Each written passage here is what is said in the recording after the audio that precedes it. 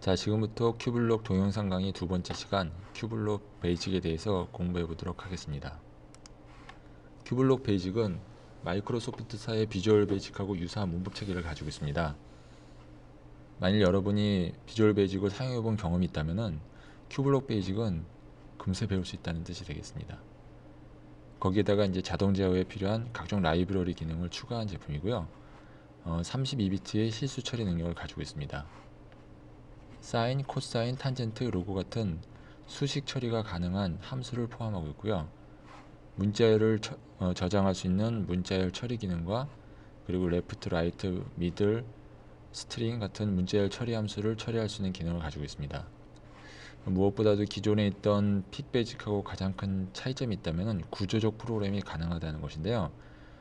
구조적 프로그래밍이라는 것은 이제 뒤에 가서 나오겠지만은 서브나 펑션 같은 그런 함수나 부 프로그램을 정의하는 그런 명령어를 가지고 좀 더 구조적인 그 스트럭처 프로그램을 짤 수 있는 그 기능을 말하는데요. C 언어에서 볼 수 있는 그 함수 정의 명령어와 비슷한 그런 기능을 제공한다고 보시면 되겠습니다. 그 외에도 이제 인터럽트 처리를 위한 명령어들, 그리고 다양한 통신을 처리하기 위한 명령어들을 포함하고 있습니다. 그리고 이제 GHLCD나 큐터치와 같은 그래픽이 가능한 제품들을 연결했을 때 그거에 상응하는 그래픽 기능을 처리하기 위한 각종 그래픽 명령어, 뭐 예를 들자면은 라인, 서클, 박스, 뭐 클리어 이런 명령어들을 지원하고 있습니다. 자, 베이직은 프로그래밍 언어가 매우 어려웠던 아주 옛날이죠. 1964년에 어떤 분들이 이제 초보자들이 쉽게 배울 수 있는 한번 언어를 만들어 보자 라고 이제 연구한 끝에 탄생된 언어인데요. 기계어는 그야말로 기계 입장의 언어.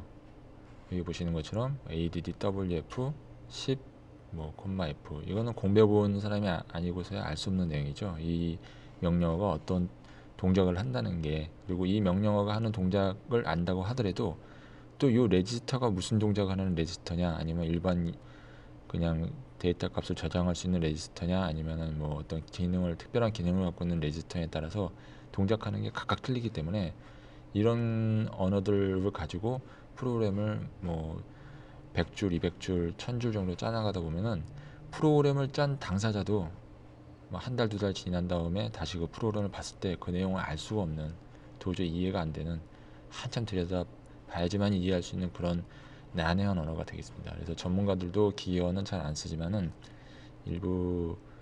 아직도 일부 아주 시스템 프로그램에 관련된 부분에서는 아직도 기계어가 쓰이고 있고요.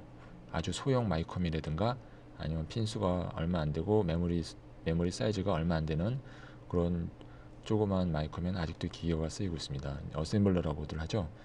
이 어셈블러는 이제 말 그대로 기계 입장의 언어고, 반면 베이직은 그 인간들이 쓰는 언어, 뭐 영어지만은 if, then, 뭐 go to 그런 언어를 가지고 와서 인간 입장에서 만든 언어다, 이렇게 보시면 되겠습니다.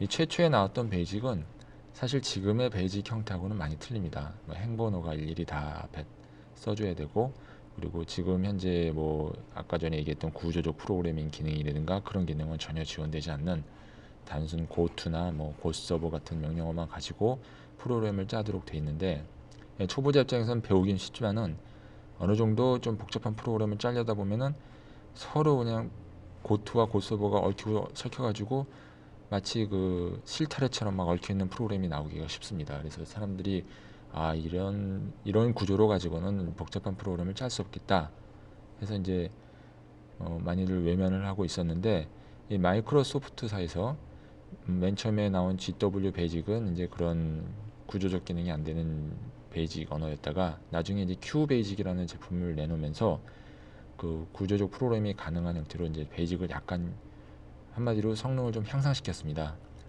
그 뒤로 이제 사람들이 베이직이 쓸만하구나 이제 그렇게 이제 생각하고 있던 차에 비주얼 베이직이라는 이제 그야말로 이 윈도우 시대에 많이 쓰일 만한 그런 언어를 만들어냈죠.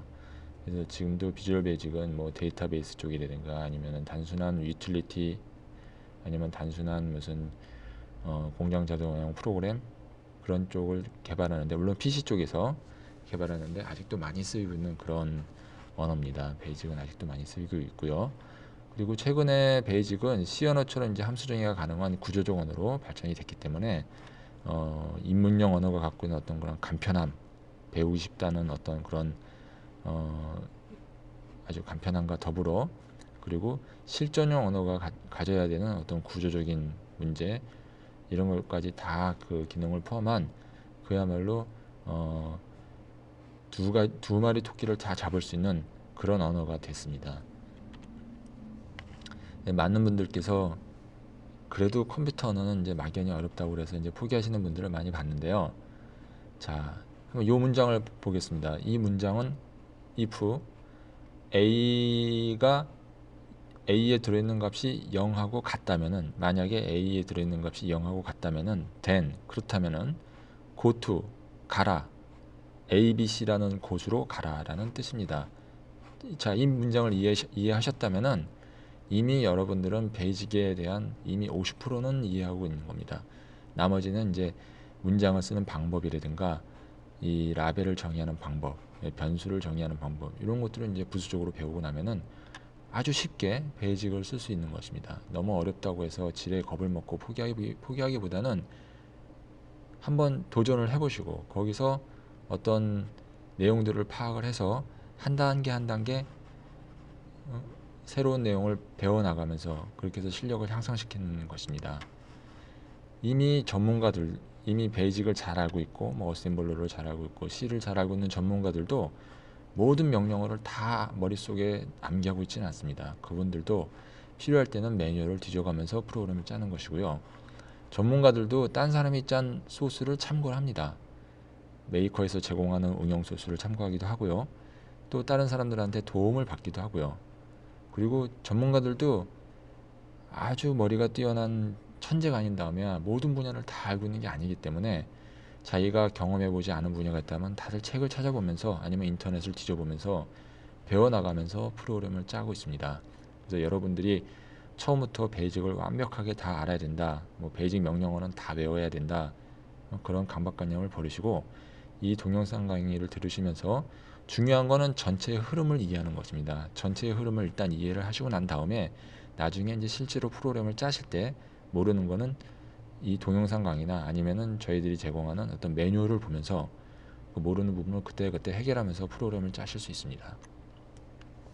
자, 큐블록 베이직은 모두 명령어가 142개나 됩니다. 근데 이 중에서 제가 카운트 해보니까 20여 개가 핵심 명령어입니다. 여기 적어놓은 dim, const, if, else, for, next, do, loop 이런 명령어들이 핵심 명령어들이고 나머지 뭐 add, left, right, 뭐 pwm, frequency out 이런 명령어들은 다 라이브러리입니다. 라이브러리는 여러분들이 실제 그 일을 필요로 하실 때 매뉴얼을 찾아보고 매뉴얼에 있는 문법이나 매뉴얼에 있는 그 파라미터 사용법을 보고서 그냥 갖다 옮겨 쓰시기만 하면 되는 거기 때문에 이것들을 모두 외우려고 하실 필요는 없는 겁니다.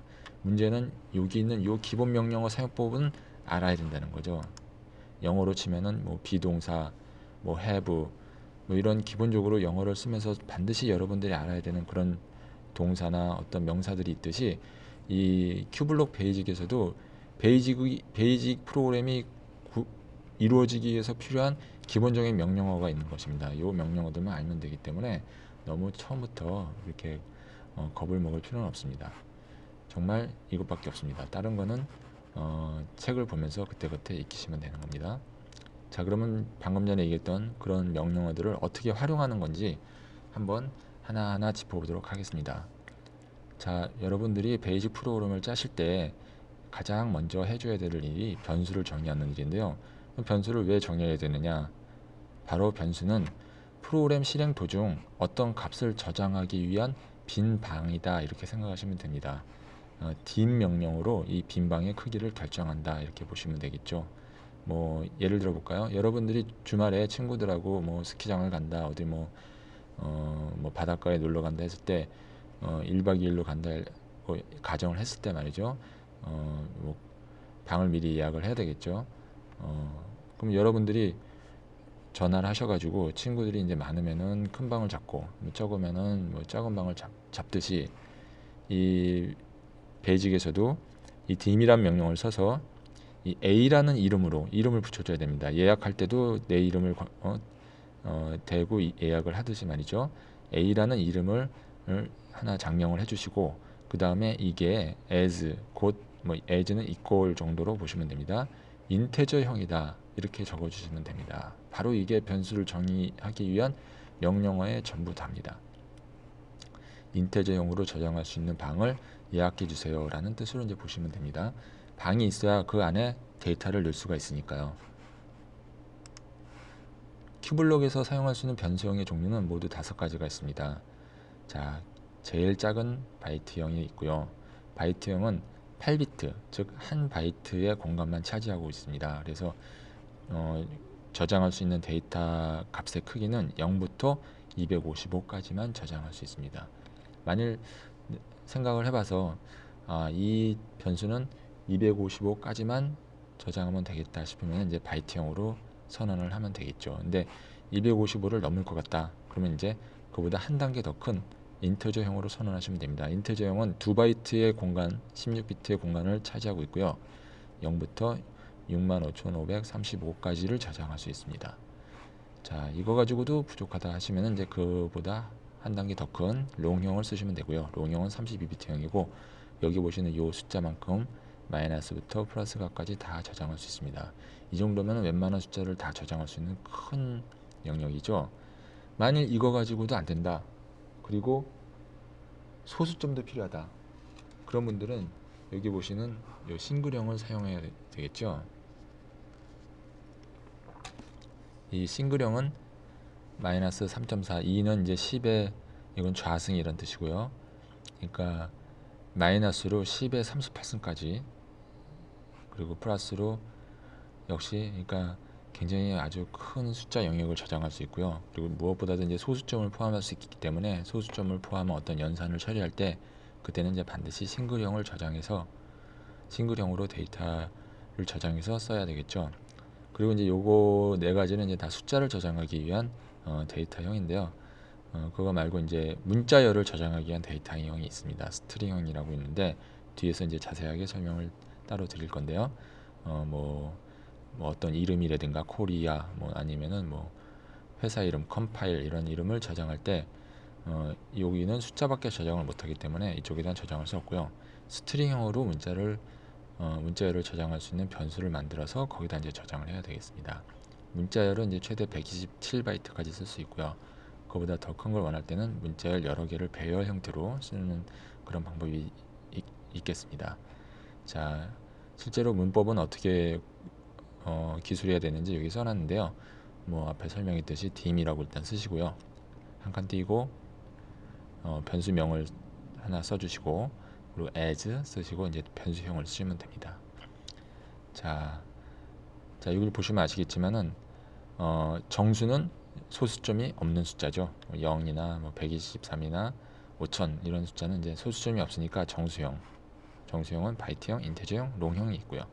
그리고 실수형은 소수점이 있는 숫자입니다. 소수점이 있는 숫자는 실수형에 저장하시면 되고요.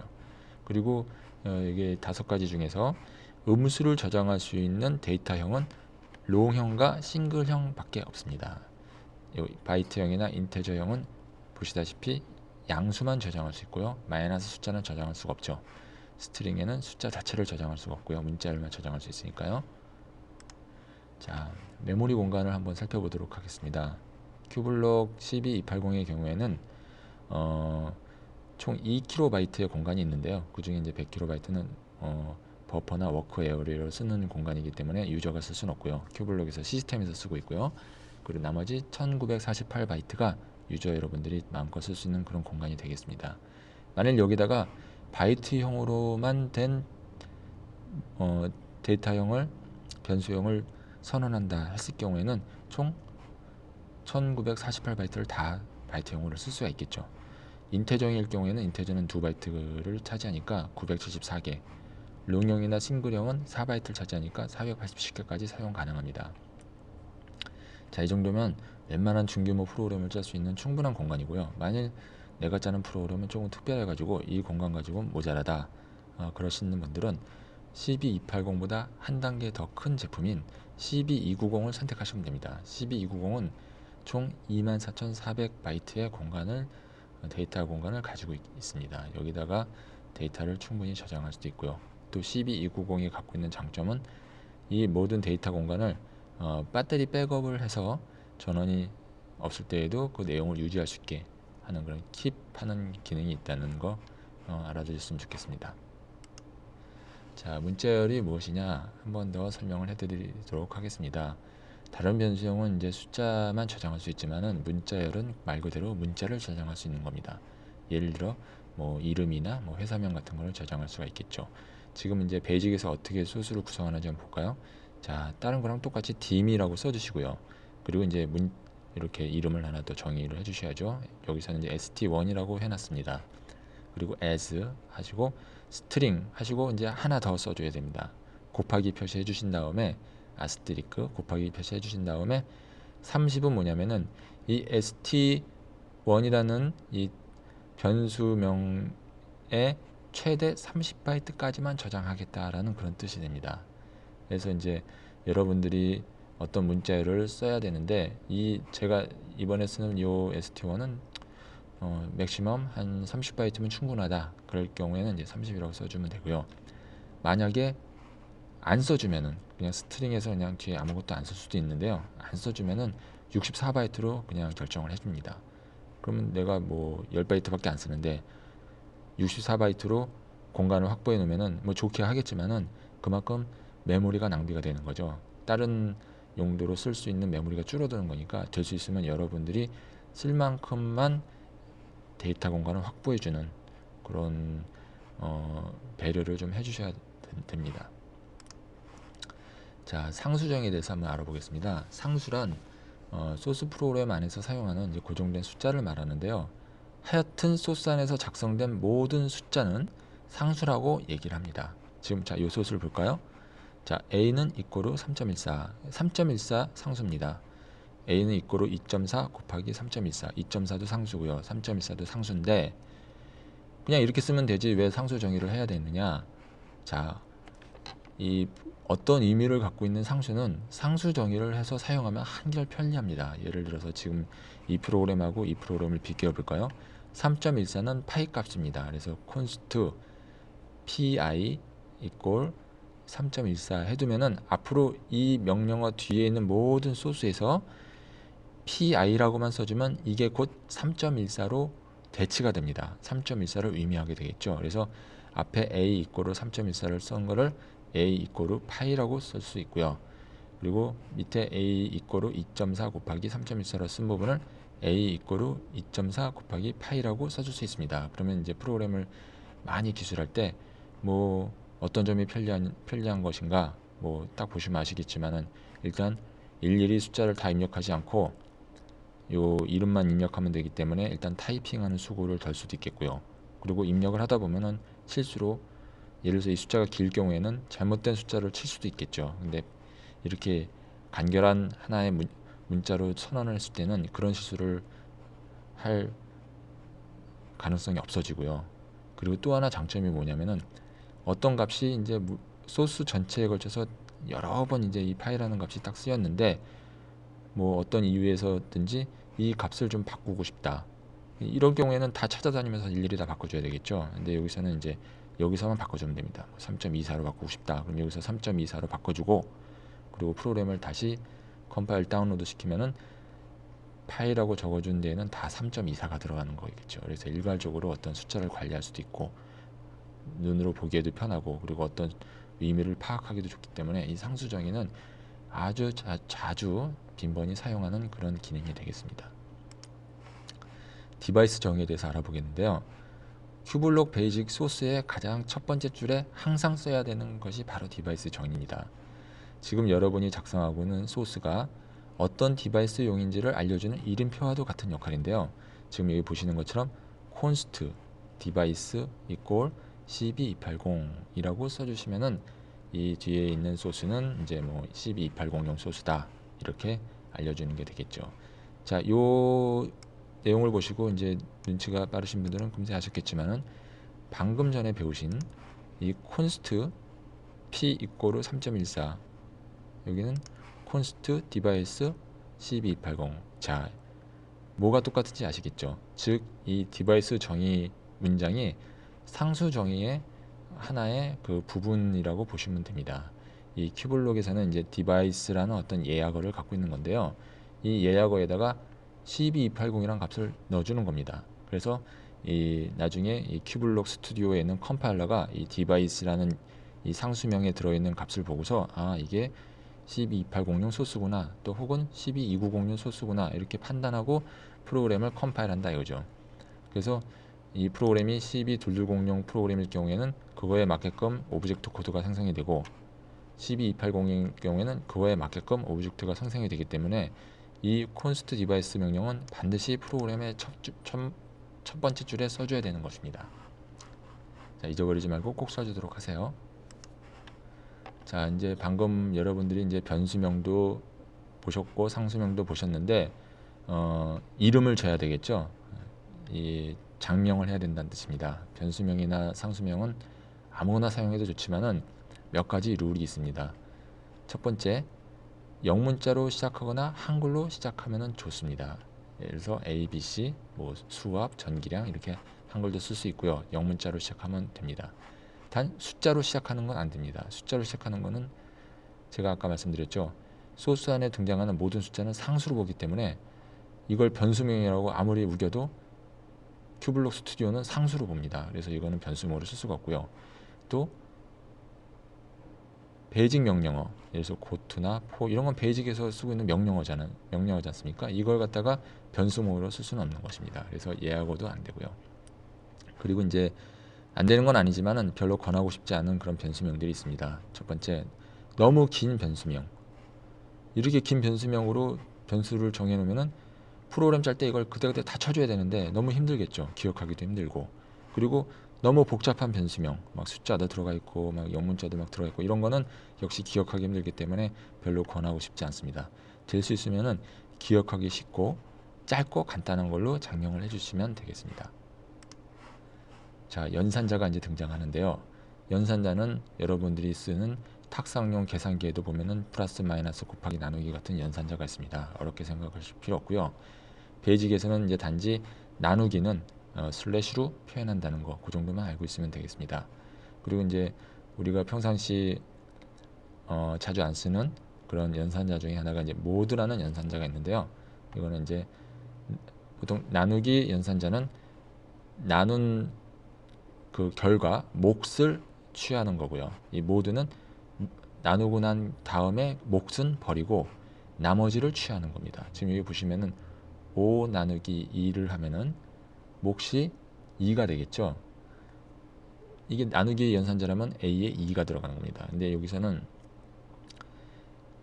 몫이 2고 나머지가 1인데 2는 버리고 나머지 1이 A로 들어간다는 그런 뜻이 되겠습니다. 자, 쉬프트 연산자가 또 나오는데요. 요거는 이제 원래 오리지널 베이직에는 없는 그런 연산자가 되겠습니다. 근데 저희가 큐블록 베이직을 만들 때 굉장히 편리하기 때문에 사용하기 편리하기 때문에 저희가 임의로 집어넣는 연산자가 되겠는데요. C 언어에는 있습니다. 그래서 이제 보시면은 B에 들어있는 값을 화살표가 이렇게 부등호 표시가 왼쪽으로 두 개가 연달았으니까 두 칸 왼쪽으로 이동해서 A로 저장해라 라는 그런 뜻이 되겠습니다. 그래서 뭘 이동하는 건지 두 칸을 뭘 이동하는 건지는 이제 뒤에 보시면 이제 자세히 나오게 되어 있고요. 이걸 반대로 놓으면 이제 오른쪽으로 이동하게 되어 있고 이 숫자를 바꾸면 몇 칸을 이동할지도 또 조정할 수 있게 되겠죠. 그리고 이제 이런 것들은 다 이제 산술 연산자인데 논리 연산자라고 있습니다. 논리 연산자는 이제 비트 대 비트로 논리 연산하는 겁니다. AND, XO와 O와 이렇게 세 가지 경우가 있는데요. 이런 경우에는 B랑 그리고 숫자 8이랑 AND 연산을 해서 그 결과를 A로 집어넣어라 그런 뜻이 되겠습니다. 자, 디버그 명령어를 이제 여러분들이 공부를 하셔야 되는데요. 디버그 명령어는 변수의 내용을 PC 화면상으로 보여주는 명령어다 이렇게 일단 기억을 해두세요. 그리고 큐블록 내부, 그러니까 큐블록 그 CPU 코어 모듈이 실행되고 있는 그 내부 값을, 여러분들이 아무리 그 큐블록 코어 모듈을 들여다봐도 내부 값을 알 수가 없는 거죠. 까만 케이스 안에 들어있는데 어떻게 알겠습니까? 근데 이 큐블록 내부 값을 알고 싶다 할 경우에는 이렇게 디버그 명령어만 써주시면은 그 값이 컴퓨터로 전달이 돼가지고 컴퓨터에 이런 창이 딱 뜹니다. 디버그 터미널이라는 창이 딱 떠가지고 여기에 그 내용이 딱 표시가 되는 것이죠. 그래서 디버그 abc, cr이라고 해주면은 abc가 여기 보시는 것처럼 표시가 되고, 요 cr은 여기에 한 칸 내려라 라는 뜻입니다. 한 칸 내려서 이제 바로 밑으로 커서가 떨어져 있는 상태에서 그냥 한번 100을 표시해 보겠습니다. 100. 앞에 DC는 뭐냐? DC는 이제 10진수 형태로 표시해라. 여기다 이제 HEX라고 쓰면은 헥스 값, 그러니까 16진수를 표시해라는 그런 뜻이 되겠고요. 여기서는 이제 DC를 써줬으니까 100을 10진수로 표시해라. 100이 그냥 표시가 됐죠. 그리고 다시 CR 했으니까 한 칸 밑으로 내려오고, 이번엔 A라는 변수에 1, 2, 3이라는 값을 저장해 보겠습니다. 123이죠. 이 123을 표시를 하면은 이렇게 표시가 되고, 여기다 이제 1, 2, 3 대신에 여기다 A를 이렇게 바꿔서 쓰면은 A 값이 표시가 되고 이렇게 되겠습니다. 그래서 변수에 있는 값도 표시할 수 있고, 그냥 문자열도 표시할 수 있고, 그리고 어떤 숫자를 표시할 수도 있는 것이죠.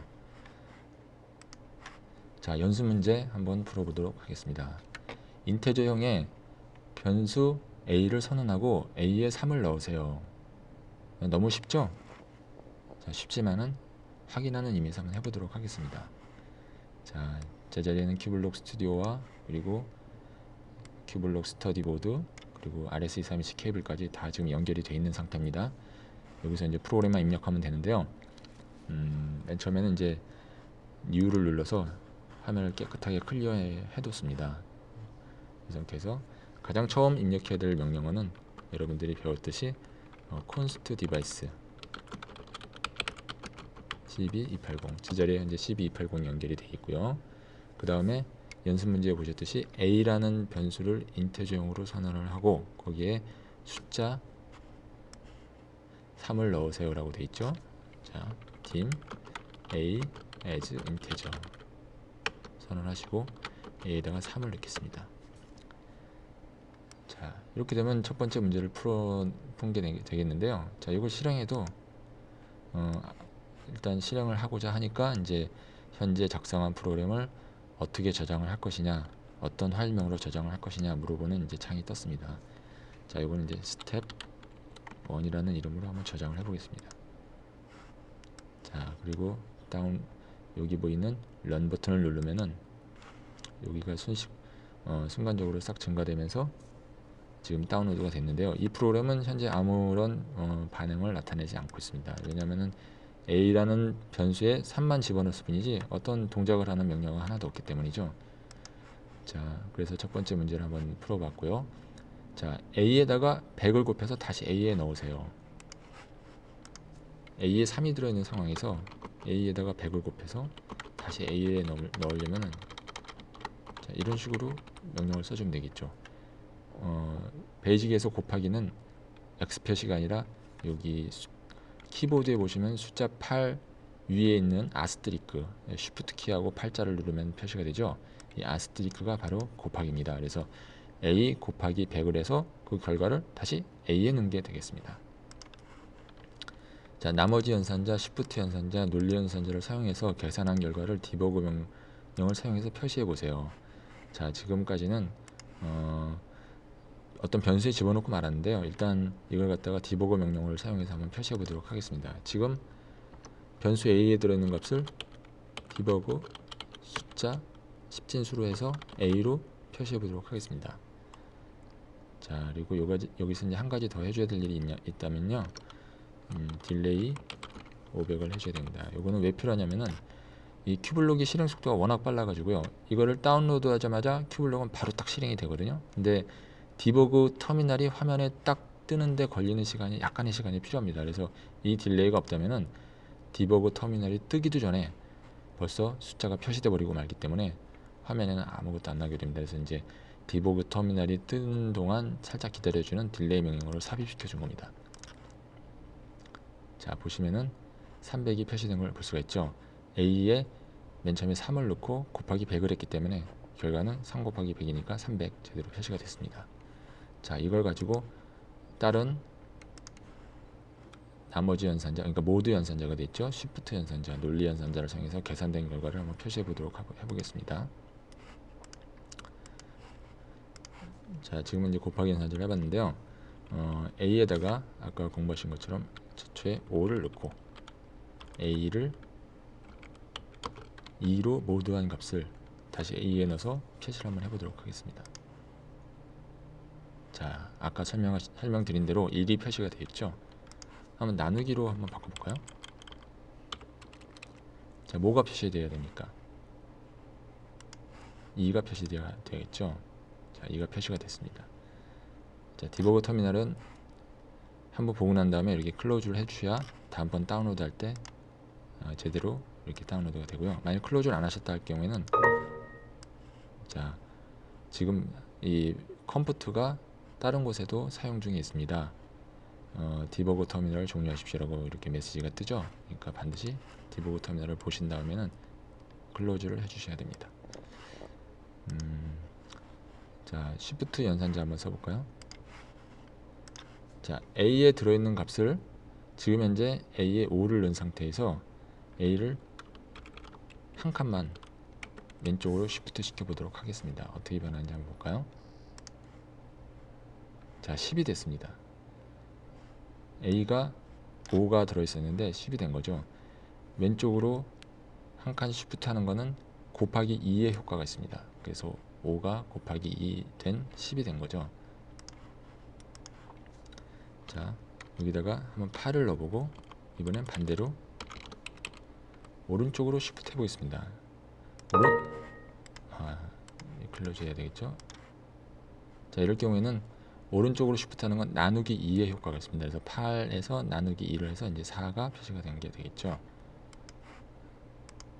자, 이번에는 논리 연산자 한번 써보도록 하겠습니다. 자, 8을 여기다가 255로 한번 넣어보겠습니다. 255를 갖다가 AND 연산자로 해서 128로 한번 AND 연산을 해보겠습니다. 그럼 128이 표시가 되죠. 이 AND 연산자는 그 비트 두 개의 구성 중에 둘 다 1로 되어 있는 것만 전달이 되고 둘 다 1이 아닌 거는 0으로 전달되기 때문에 255는 제가 8개 비트를 다 1로 설정해 놓은 거고 128은 그 중에 하나만 1로 설정해 놔서 지금 현재 결과는 128이 된 것입니다. 자, AND, O와 XOR 연산에 대해서는 제가 나중에 그래픽으로 된 차트를 준비해서 자세히 설명드리도록 하겠습니다. 자, 끝으로 문자열 변수의 값을 넣고 디버그 명령으로 표시해 보세요. 자, 이번에는 문자열로 된 변수를 한번 정해 볼까요? 이건 그대로 놔두고 dim st1 이라고 한번 정해 보겠습니다. 자, 곱하기해서 한 40바이트 정도 메모리를 할당해 보도록 하겠습니다. 자, 기존에 있던 건 다 지우고요. st1에다가 코리아라고 한번 써보겠습니다.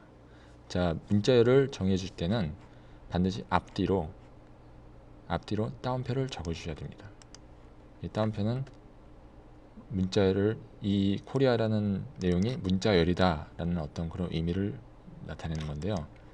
이 따옴표로 정리된 문자가 이 st1이라는 변수로 들어가는 것입니다. 자, 여기다 st1이라고 적어주면은, 자, 코리아라는 게 그냥 표시가 됐죠.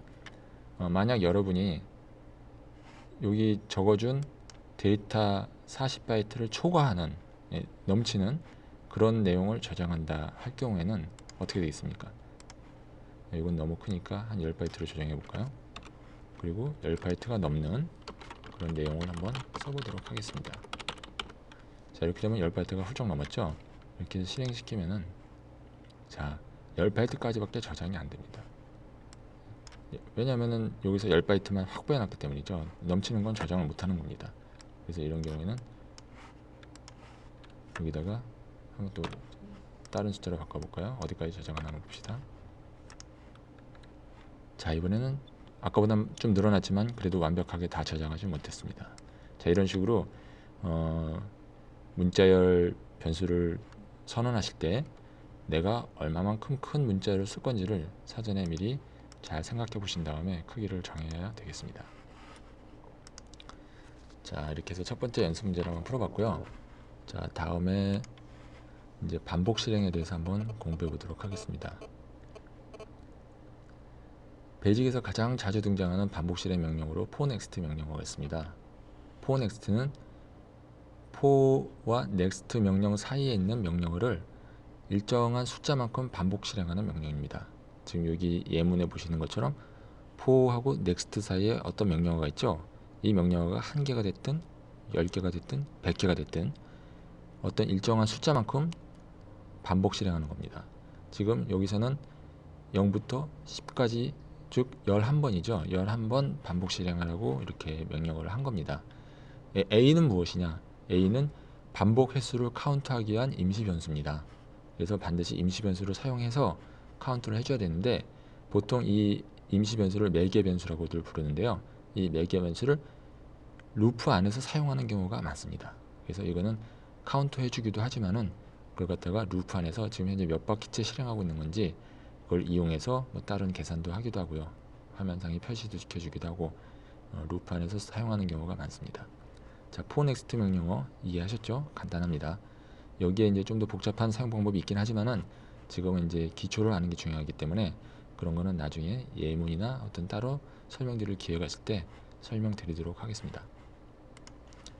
자, 반복 실행 두 번째 명령어 do while loop라는 명령어가 있습니다. 이 명령어는 조건에 따라서 반복 수행할 건지 안 할 건지를 결정하는 그런 명령어가 되겠습니다. 앞에서 배웠던 forNext는 일정한 횟수만큼 10번이면 10번, 100번이면 100번 횟수만큼 반복 실행하는 명령어인데요. do while loop는 횟수는 중요하지 않고 조건이 맞느냐 안 맞느냐 그게 더 중요한 겁니다. 조건을 판단하기 때문이죠. 그래서 조건은 do while 다음에 있는 이 부분을 조건 판단을 합니다. 예를 들어서 지금 이 명령어 같은 경우에는 A에 들어있는 값이 0이면은 이 안에 있는 명령어를 계속 수행하는 겁니다. A가 0인 상태로 계속 바뀌지 않고 머물러 있다 그러면 계속 무한 루프로 수행이 되겠죠. 그래서 어디선가에서 이제 A를 0이 아닌 다른 값을 집어넣는다 그러면은 A가 0이 아닌 다른 값이 되는 순간 이 루프를 빠져나가게 되는 것입니다. 그래서 여기에 어떤 문장을 써주든 간에 이 문장의 조건식이 참이면은 루프 안쪽을 계속 수행하는 명령어가 do 루프가 되겠습니다. 만약 do 루프를 사용하실 때 while 명령어를 쓰지 않고 뒤에 아무것도 없이 do하고 루프만 써준다 그러면은 무한 루프가 됩니다. 무한 루프란 얘기는 말 그대로 끝이 없이 한정 없이 돈다는 얘기겠죠. 그래서 이거는 큐블록의 전원이 꺼질 때까지 계속 도는 겁니다. 그래서 무한 루프, 절대 멈출 수가 없는 그런 루프가 되겠습니다. 조건 판단에 대해서 한번 알아보도록 하겠습니다. 조건 판단, if문 뒤에 있는 비교문이 참이면은 된 명령 뒤에를 수행한다. 아주 간단하죠. 그래서 if a 변수의 값이 제로면은 그렇다면 b에도 제로를 넣어라. 자, 다른 점이 뭡니까? 요건 조건식이고 요건 연산식입니다. 그래서 a가 0인지를 판단하는 것이고요. a에 0을 넣으라는 뜻이 아닙니다. a가 0인지를 판단하는 거고요. 이거는 b에다 0을 넣으라는 겁니다. 이거는 연산식이기 때문에 그런 거죠. 그래서 이 똑같은 문장을 이렇게 세 줄로 나눌 수도 있겠습니다. 자, 이렇게 나눠 쓰는 이유는 요거보다는 여기 보기 편하겠죠. 예를 들어서 이 조건식이 복잡하거나 아니면 실행해야 될 문장이 많다거나 지금 요 문장 같은 경우에는 b에다 0을 넣는 거 이외에는 다른 걸 수행할 수 없지만은 지금 요 문장 같은 경우에는 요 b에다 0을 넣고 여기다가 한 칸 더 넣어서 다른 명령어도 넣을 수가 있습니다. c에다도 0을 넣을 수가 있고, 그러니까 a가 0일 때 수행해야 될 명령어의 종류가 많을 때는 이런 형태를 선호하게 되겠죠. 그리고 이제 else라는 명령어도 더 써줄 수 있습니다. else는 말 그대로 a가 0이면은 b에다 제로를 넣는데 a가 0이 아니면은 뭐 a가 1이거나 뭐 100이거나 1000이거나 어쨌든 0이 아니면은 else 아니면은 B에다 1을 넣어라, 그런 뜻입니다. 그래서 이걸 똑같은 문장을 역시 이런 식으로 이렇게 복문, 이렇게 여러 줄로 쓰는 걸 복문이라고 그러는데 복문으로 나눌 수가 있겠습니다. 다음은 무조건 점프에 대해서 알아보겠습니다. 고투문은 무조건 지정된 라벨로 점프하는 명령입니다. 이 라벨이라는 게 또 등장하는데요. 이 라벨이란 소스의 특정 부분을 표시하는 표식입니다. 우리들이 집 앞에 문패를 붙이듯이 아파트 사시는 분들은 집 앞에 호수가 있지 않습니까? 그 호수가 있어야 우편물이나 아니면 누가 집을 방문할 때 어딘지 알고 찾아가는 거 아니겠습니까? 근데 소스에서도 마찬가지로 고투 LAB1이라고 해놓으면은 이 LAB가 어딘지 알아야 얘가 글로 뛸 텐데요. 그런 걸 지정하기 위해서 이 라벨이라는 걸 사용합니다. 라벨을 정의하는 방법은 간단합니다. 영문자로 시작하는 어떤 명칭 뒤에 콜론만 붙이면은 라벨명이 되는 것입니다. 여기 보시는 것처럼 여기 일자를 빼먹었네요. 자, 다시요. LAB1 콜론이라고 해주시면은 이 명령어에 의해서 일로 점프가 되는 것입니다. 그리고 변수명이나 상수명 정의할 때 제가 말씀드렸던 것처럼 예하거나 어떤 숫자로 시작되는 라벨명은 사용할 수 없습니다. 자, 그러면 이 명령어가 어떻게 실행되는지 한번 볼까요? go to lab1 하면은 말 그대로 일로 뛰겠죠. 즉 a equal 0는 실행이 안 된다는 뜻입니다. 일로 뛰고 이거는 실행이 안 됐다는 뜻입니다. 자, 서브루틴에 대해서 알아보겠습니다. 서브루틴은 잠시 수행하고 다시 원래 위치로 올 때 쓰는 명령어입니다. 그래서 고투가 아니라 고서브라는 걸 씁니다. 고서브. 그래서 서브1으로 뛰어라. 그럼 서브1이 여기니까 서브1으로 갔죠? 그러면은 a equal 0니까 a 변수에다가 0을 넣고 서브루틴의 가장 끝에는 항상 return이라는 명령어를 써줘야 됩니다. 그래야지 서브루틴의 수행을 마치고 다시 돌아가라 라는 뜻이 되니까요. 여기서 return을 만나면은 서브를 했던 바로 그 밑에 줄로 점프가 됩니다. 그래서 요 서브루틴이 다 수행된 다음에는 b equal 0가 실행이 되는 거죠. 그래서 이제 주로 소스를 여러분들이 이제 쭉 짜시다 보면은 반복적으로 계속 등장하는 그 문장들이 쭉 있게 됩니다. 그러면 그 반복되는 문장을 좀 더 편리하게 프로그램을 짜기 위해서 그거를 서브루틴으로 딱 만들어 놓고 그냥 고 서브 하시면은 그 문장을 실행하고 오기 때문에 반복적으로 그때그때 다 써줄 필요 없이 서브루틴으로 독립시켜서 따로 콜을 할 수가 있습니다.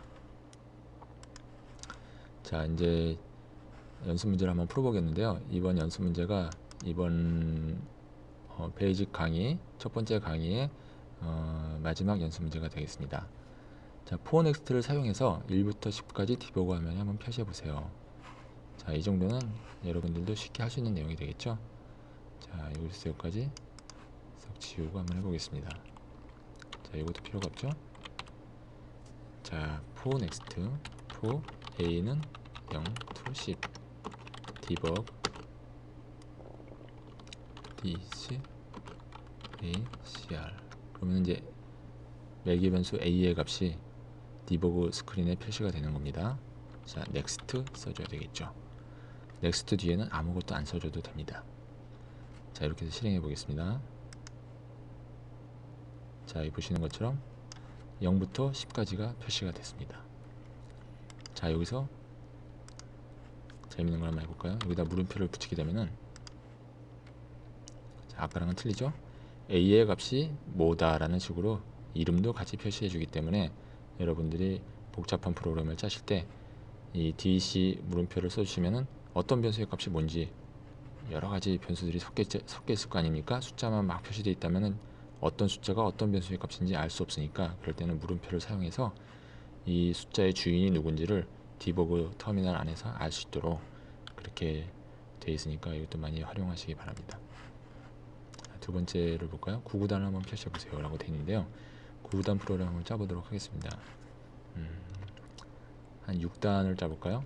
그러면 구구단은 1부터 9까지 실행이 되는 거죠. 그러면 이제 6단이니까 6을 일단 표시해야 되겠죠. 6 곱하기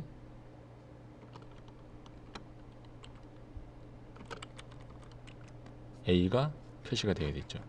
이 디버그에 이제 콤마를 해서 이제 계속 다른 걸 써주면은 계속 연달아 표시가 되는 것입니다. 그래서 여기 보시면은 제가 문자열로 6 곱하기라고 써줬고, 그 다음에 이제 10진수로 a 값을 표시하는 거니까 a가 1일 때는 6 곱하기 1이 표시가 되고, a가 2일 때는 6 곱하기 2가 표시가 되고, 그렇게 되겠죠. 그리고 거기까지 표시가 됐으니까 이제 여기다가 equal 한번 써주시고요. 그리고 이제 최종 결과값을 써줘야 되겠죠. 최종 결과값은 10진수로 표시를 해야 되니까 10진수 a 곱하기 6을 표시를 해라 하면은, 자, 이런 형태의 디버그 스크린이 나왔습니다. 6116, 6212, 6318. 자, 구구단을 아주 간단하게 지금 화면상에 표시를 해봤는데요. 여러분들이 시간이 나시면은 1단부터 9단까지 아니면 뭐 20단까지도 좋습니다. 한번 여러분들이 프로그램을 직접 짜가지고 디버그 스크린에 한번 표시를 한번 해보세요. 자, if문과 고트를 사용해서 for next 바깥쪽으로 한번 탈출하도록 해보세요. 0부터 10까지 표시 중 6을 만나면 탈출하도록 해보세요 라는 뜻인데요. 이게 무슨 얘기냐면요, 0부터 10까지 루프를 수행하는 중에서 6을 만나면 탈출하도록 해보세요. 여기다가 if a가 6이면은 then, 자, for next 바깥으로 어떻게 빠져나가야 됩니까? 다른 전용 명령어가 있긴 하지만은 여기서는 goto라는 명령을 써서 빠져나가 보라고 연습 문제에서 해놨으니까 goto 뭐 abc 한번 해보겠습니다. 그러면 abc라는 라벨이 필요하겠죠. 자, abc. 자, 라벨 뒤에는 콜론을 붙여줘야 됩니다. 자, 이렇게 되면은 0부터 10까지 실행하는 중에 6이 되는 순간 디버그 표시되는 걸 멈추고 아무것도 표시가 안 되면은 정상적으로 수행이 되는 것입니다. 자, 제대로 수행이 됐습니다. 0부터 원래대로라면 if문이 없다면 10까지 가야 되는데, 자, 6까지 된 다음에 7이 안 나왔죠. 즉 이 문장을 만나서 1로 뛰었기 때문에 1위는 아무것도 없으니까 아무것도 실행이 안 된 겁니다. 자, 반복되는 소수를 곧서브문으로 간단하게 해보세요.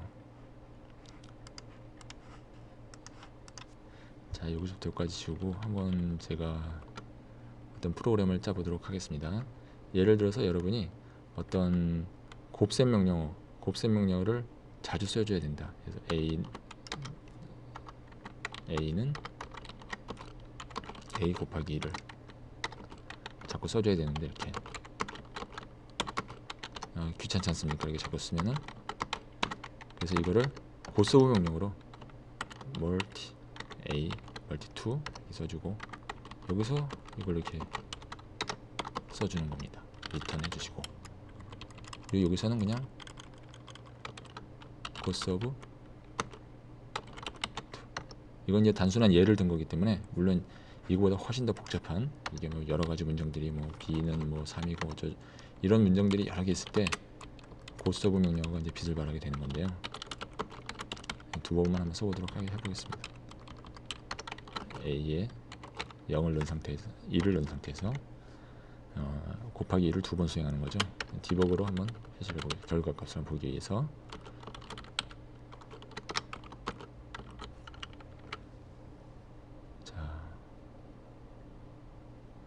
자, 여기서 왜 이렇게 반복이 되냐면요, 지금 이 프로그램은 여기서 쭉 실행이 되다가 여기서 갈 데가 없기 때문에 또 일로 또 갑니다. 근데 리턴을 만나죠. 곧서브가 없이 리턴을 만났으니까 프로그램이 폭출하게 되는 겁니다. 그래서 여기서 머물러 있어야 됩니다. 뒤로 안 가게 머물러 있어야 됩니다. 이렇게 아무것도 없이 두 루프를 써준다면은 여기까지 프로그램이 수행되다가 여기서 머물러 있는 거죠. 제가 아까 설명드렸다시피 서브루틴을 부를 때 서브루틴 끝에는 리턴을 써줘야 된다는데, 곧서브로 갔을 때 리턴을 만나면은 다시 제자리로 오지만은 곧서브 없이 얘를 만났을 때는 리턴을 만났을 때 갈 데가 없는 겁니다. 그러면 프로그램이 폭주하게 되는 거죠. 그래서 이제 여기서 이제 프로그램이 머져 있을 필요가 있는 거죠. 다시 한번 해보겠습니다. 자, a는 4 됐습니다. 이렇게 돼서 요 멀티플라이 명령어가 두 번 정도 실행된 것을 알 수가 있고요. 이렇게 해서 이제 연습 문제를 한번 풀어봤습니다. 자, 이렇게 해서 첫 번째 베이직 강의를 마치도록 하겠습니다.